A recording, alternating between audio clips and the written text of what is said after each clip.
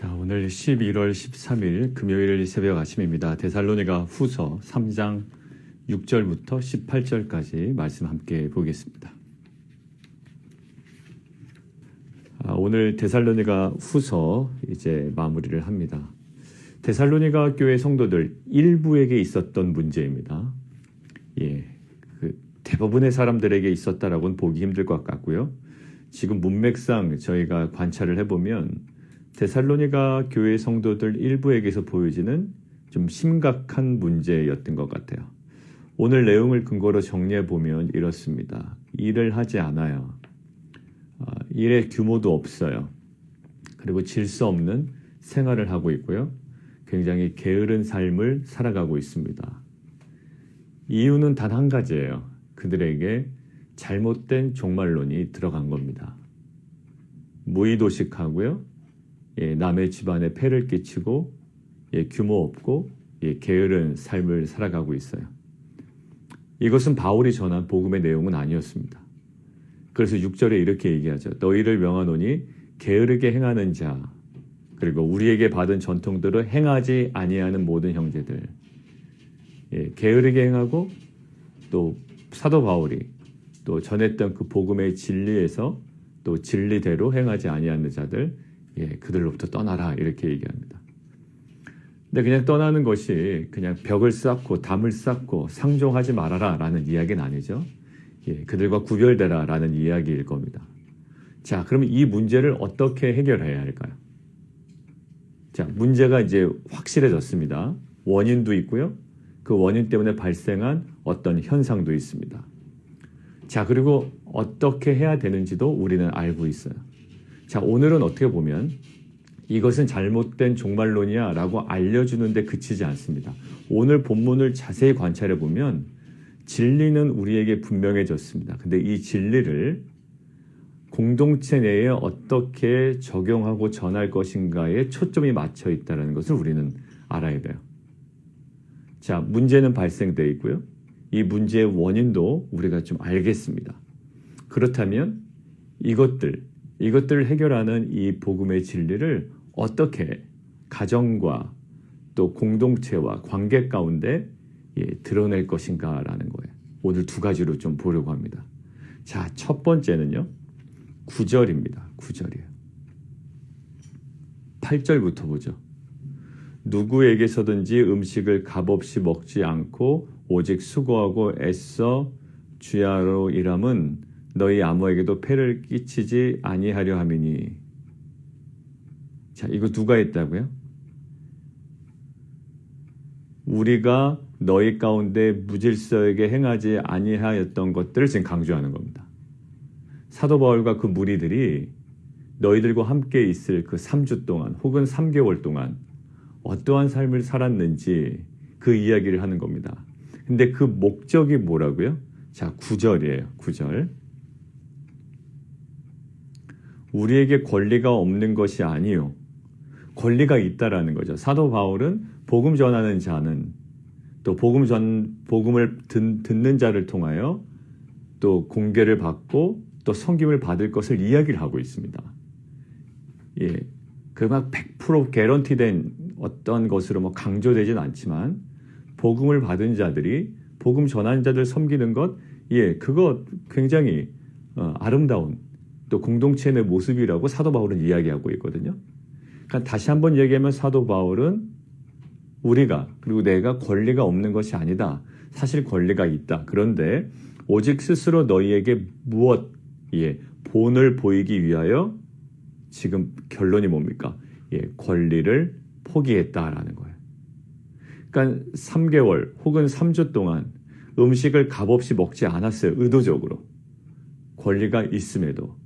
그리고 오직 수고하고 주야로 애써서 일했던 거예요. 사도 바울이. 이유는 권리가 없어서가 아니라 권리가 있음에도 특정한 목적을 위하여 본을 보이기 위하여 권리를 포기했다라는 거죠. 자, 첫 번째입니다. 진리가 공동체 내에 온전히 적용되기 위해서 우리가 감당해야 되는 것들이 있어요. 첫 번째. 자, 여러분들 정리되셨죠? 주장할 수 있는 내 권리를 내가 소유하고 내가 취할 수 있는 내 권리를 어떻게 한다?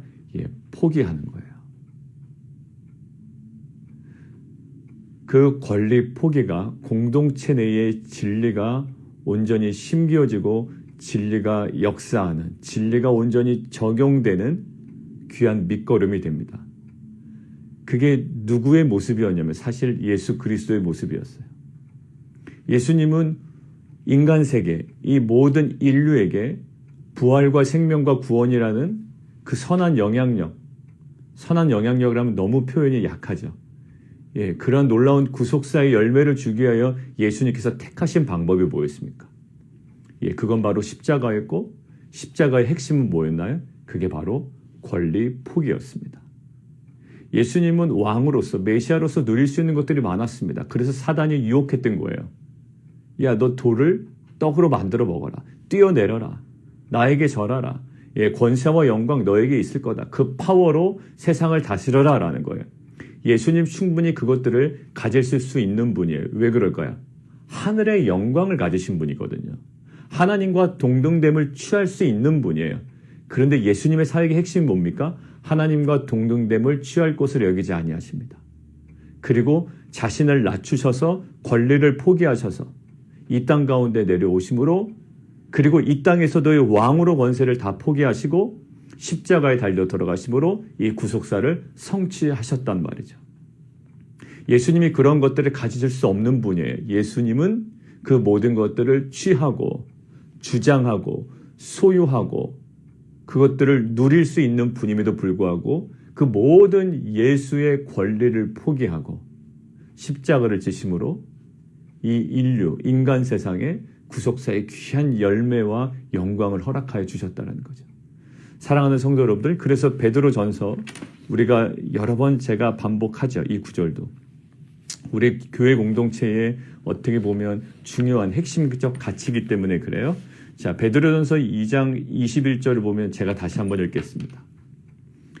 이를 위하여 너희가 부르심을 받았으니 그리스도도 너희를 위하여 고난을 받으사, 우리 때문에 고난을 받으셨대요. 그러니까 우리의 죄를 해결하시기 위한 고난도 있지만 예수님의 고난은 다른 측면이 하나 있습니다. 우리에게 대속의 은혜를 주시기 위한 고난도 있고요. 우리에게 본을 보이기 위한 고난이 있어요. 지금 이건 그것을 이야기하는 거예요. 그리스도도 너희를 위하여 고난을 받으사 너희에게 뭐라고 돼 있나요? 본을 끼쳐 그 자취를 따라오게 하셨느니라. 예수님께서 우리에게 의도적으로 보여주신 것이 있습니다. 십자가를 통하여. 그것이 뭘까요? 권리 포기예요. 그리고 그것을 본받기를 원했던 겁니다. 오늘 사도 바울 본문 다시 한번 들어가 보시죠. 9절. 우리에게 권리가 없는 것이 아니요 오직 스스로 너희에게 뭐예요? 본을 보여. 거기다 적어 놓으시죠. 베드로전서 2장 21절. 예수님의 모습과 똑 닮았습니다. 왜 진리는 이야기하는데 진리가 공동체 가운데 정착이 안 되고 적용이 안 되고 진리대로 이 공동체가 운영이 안 될까요? 단 한 가지예요. 누군가의 권리 포기가 없기 때문입니다. 자신의 권리만 주장하기 때문이에요. 내가 아는데 말이야. 내가 아는 십자가 신앙은 이건데, 내가 아는 기독교인의 삶은 이런데, 권리는 주장하고 뭔가 메시지는 많이 난무하지만 실은 가장 실제적으로, 가장 예수님이 우리에게 명하신 그 권리 포기가 이루어지지 않는다면 이 진리가 어떤 형태는 있지만 실제로 공동체를 변화시키는 능력은 되지 못할 겁니다. 어디에서 능력이 나왔나요? 마지막 능력은 예수님께서 하늘 영광 버리고 이 땅에 내려오실 때, 그리고 이 땅의 권세를 다 내려놓고 권리 포기하시고 십자가에 달려 돌아가셨을 때, 그때 능력은, 역사는 이루어지기 시작했습니다. 여러분들, 우리 공동체 안에 역사는 언제 이루어질까요? 담임 목사가 당연한 권리를 포기할 때, 리더가 자신의 리더로서의 권한, 권리, 것들을 포기할 때. 가정은 어떤 역사가 벌어질까요? 가장이 당연히 누릴 수 있는 눈에 보이는 권리를 포기할 때. 그래서 제자들에게 하신 말씀이 있죠. 나를 따라오려거든 날마다 자기를 부인하고 자기 십자가를 져라. 이건 뭘까요? 권리 포기하라는 거예요. 우리는 그것이 굴욕적이고 패배하는 것처럼 보이지만 사실 그것은 우리 공동체와 또 자신을 온전한 승리로 인도하시는 하나님의 은혜의 삶인 줄 믿습니다. 그 권리 포기의 거룩한 삶을 통해 공동체를 변화시키는, 그리고 우리의 삶이 더욱더 하나님과 가까워지고 주님을 닮아가는 귀한 은혜의 공동체가 되기를 원합니다. 자, 두 번째예요. 첫 번째 뭐라고요? 예, 권리 포기입니다. 진리가 공동체 내에 온전히 적용되기 위해서. 두 번째는 14절입니다. 누가 이 편지에 한 말을 순종하지 아니하거든 그 사람을 지목하여 사귀지 말고 그로 하여금 부끄럽게 하라. 이거 되게 너무 강한 표현인 것 같아요. 이대로 행하지 아니하면, 끝까지 종말론에 대한 인식이 바뀌지 아니하고 자꾸 무의도식하고 게으르게 행하고 질서 없고 일을 하지 않고 규모 없는 행동을 행하거든 그 사람을 지목하여 사귀지 말래요. 약간 왕따 분위기 아닙니까? 예, 왕따시키고 그로 하여금 부끄럽게 하라. 예, 굉장히 가혹해 보이는데요. 자, 그런데 15절이 중요합니다. 그러나, 거기 동그라미 치시죠. 그러나 우리가 계속 견지해야 되는 것들이 있어요. 뭘까요? 원수와 같이 생각하지 말고 형제같이 권면하라. 형식은 굉장히 강하게 보이거든요. 근데 우리의 중심에서부터 흔들리지 말아야 되는 것이 있어요. 왜요? 우리는 우리의 뜻대로, 우리의 권면대로 따라오지 않는 자들을 향하여 약간의 분노가 있습니다. 왜요? 우리 안에도 죄성이 있기 때문이에요. 예, 그 사람이 잘못하고 있는 거 맞아요. 그 사람 연약한 거 맞습니다. 근데 우리 안에 분노가 있다니까요. 근데 그 중심을 지키지 않으면 그를 위한 어떠한 올바른 권면도 그 워딩이 아무리 완벽해도 그것이 선할 수가 없다라는 거예요. 오늘 핵심은 뭐였죠? 원수같이 생각하지 말고 형제같이 권면하라. 이 권면하는 사역이 참으로 힘듭니다. 옳은 말만 다 내뱉는다고 해서 그게 권면은 아닌 것 같아요. 여러분들 경험들 많이 해보시죠? 자녀에게 부모가 옳은 말 하지 그른 말 합니까? 근데 어떤 자녀들은 힘들어한다고요. A라는 부모도 옳은 말하고 B라는 부모도 옳은 말 하는데 A라는 가정은 이렇게 화목한 것 같고 B라는 가정은 동일한 옳은 말을 하는데도 불구하고 자꾸 어려워요. 그게 한 가정에서도 드러납니다. 예, 아버지는 옳은 말하고 어머니도 옳은 말해요. 동일하게 옳은 말을 하는데 아버지와의 관계는 서먹해지고 어머니의 관계는 그래도 좋단 말이죠. 자, 이게 뭘까요? 예, 마음의 문제예요. 실은. 형식적으로는요, 기분 나쁩니다. 왜냐하면 순종하지 않고 지목하고 그로 하여금 부끄럽게 하라. 사귀지 말아라. 예, 형식의 문제가 아니에요. 어디의 문제다? 원수같이 생각하지 않고 형제처럼 생각하는 마음의 문제예요. 여러분들 이 권면하는 사역 잘 감당하지 못하면, 정신 똑바로 차리고 감당하지 못하면요, 옳은 소리 막 폭포수같이 다 쏟아부어 넣다가 오히려 그 사람과 원수되는 경우도 많습니다. 그런 경우 많죠. 그래 놓고선 이 권면하는 사람은 권면 듣지 않는 사람 탓한 말이에요. 아니요. 예, 권면 제대로 듣지 않는 사람도 물론 탓이 있어요. 그러나 권면하는 사람의 태도와 중심의 문제도 분명히 있을 겁니다. 오히려 원수가 돼버려요. 처음엔 좋은 의도로 얘기했는데 권면을 듣지 아니하는 사람, 또 권면을 행하는 사람, 관계가 틀어져 버리는 경우가 있죠.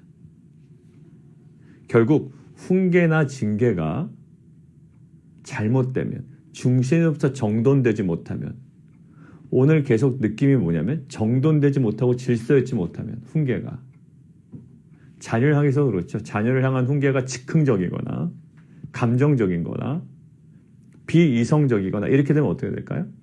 아무리 맞는 소리를 해도 훈계나 징계가 잘못되면 또 다른 불순종의 씨앗이 됩니다. 그렇죠. 자녀들 봐도 그래요. 얘기하는데 계속 엇나간단 말이에요. 내용의 문제가 아니라 무슨 문제다? 예, 중심의 문제다라는 거. 그래서 에베소서 6장 4절에 이렇게 나와 있습니다. 이게 지금 요 관점에서 보니까 6장 4절이 더 깊이 이해가 되는 거예요. 제가 읽어드릴게요. 에베소서 6장 4절 적어 놓으시고요. 아비들아 너희 자녀를 노엽게 하지 말아라. 예, 그러니까 이게 조금 더 와닿습니다. 예, 부모가 자식에게 어떤 좋은 것을 안 주겠어요. 예, 공부해라. 이 말이 왜 나쁜 이야기겠어요? 근데 어떻게 해라? 노엽게 하지 말아라. 그럼 대안을 주셔야 되지 않습니까, 주님? 이렇게 얘기하시는 거예요. 오직 주의 교훈과 훈계로 양육하라. 주의 교훈과 훈계로 양육하라. 여러분들 이게 예전에는 무엇으로 받아들여졌냐면 성경 말씀 가지고 다그쳐라 이런 이야기로 들렸어요. 저는. 맞을 겁니다. 그 부분이 없지는 않을 거예요. 세상 말로 양육하지 말고 주의 훈계와 주의 교훈으로 양육하라. 성경 말씀으로 양육해야지 뭐 이런 느낌으로 들렸어요. 근데 오늘은 좀 다르게 다가오네요. 어떻게 해요? 주의 교훈과 훈계로. 뭘까요? 주의 마음으로라는 거예요. 그게 그거 아닙니까? 아니요, 달라요. 여러분들 분노의 감정은 주의 마음이 아닐 겁니다. 그러나 주의 말씀을 가지고 다가갈 수 있어요. 마음은 내 감정인데요. 도구로 주의 말씀만 사용한단 말이에요. 그러니까 애들이 듣기 싫은 거예요. 왜? 엄마는 지금 분노해 있고 아버지는 분노해 있어. 전혀 주의 마음이 느껴지지 않고 저게 주의 훈계와 양육이라고 느껴지지 않아요. 결국 도구로만 말씀을 사용하는 거예요. 여러분들 제일 듣기 싫은 사람들을 이야기해 볼까요?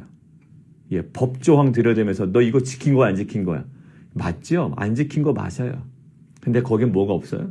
예, 사랑하는 마음이 없어요. 여러분들 천정호 판사라고 기억을 하실지 모르겠어요. 유튜브에 보면. 그 사람 판사예요.